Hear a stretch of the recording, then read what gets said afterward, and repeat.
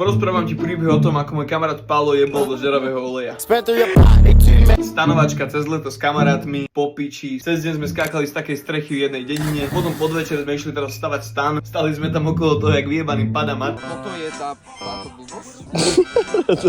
A potom sme si išli ugrilovať nejaké jedlo. Nie! Do piči. Ideme rybami. Dream! Bolo to masné jak rakovina, zdravý životný štýl, atlét, ja already know. A predtým, než ti poviem, ako Pálo schytal popoleninu z toho stupňa, tak ti musím povedať, že sup baby girl.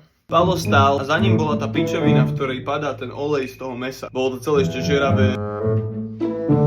Trísk, rozruch, chaos, všetci vykrikujú, Pálo, nie, čo to kurva? Kamaráta sme práve celého obliali šeravým olejom z tých parkov, čo sme robili. Bacha je tá jama, ne že tam sa vyjebe. To je taká jama. Ja som tak vedel, Ale viete, čo na to povedal? Kamo, raz som zapadol, vieš koľkokrát? Viete, koľkokrát som ja už padol do oleja?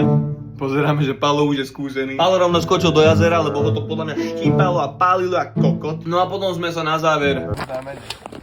do piči.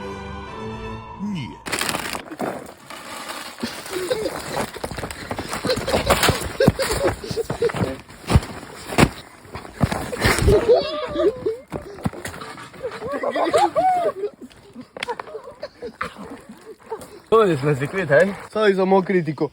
Ja som padol do tej grcky. Ja ťa zabijem.